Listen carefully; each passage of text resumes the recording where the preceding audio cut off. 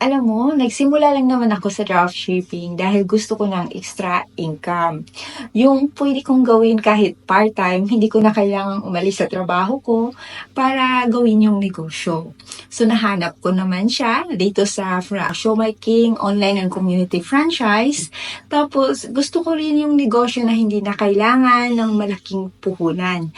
Kasi sa hirap ng buhay ngayon, ang hirap po talaga magsimula ng negosyo na malaki agad ang puhunan na yung ilalabas, which is hindi ko pa naman masyadong alam sa pagninegosyo. Hindi lang ako ang kumikita, pati mga business partner ko mula sa iba't ibang parte ng mundo. So ito sila.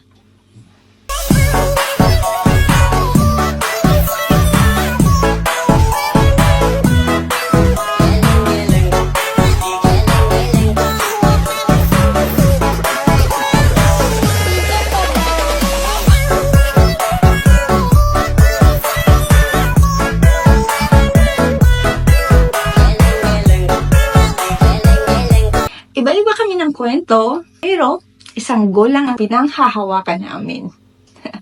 Ang umasenso at magkaroon ng time freedom. Kasi iba po talaga yung nagagawa ng negosyo kaysa sa pagiging empleyado. So, kaya ikaw kung naghahanap ka rin ng oportunidad para mag-level up ngayong 2025, message mo ako sa aking FB account or dito mismo sa TikTok para mag-guide kita about the business. See you in my inbox. Bye!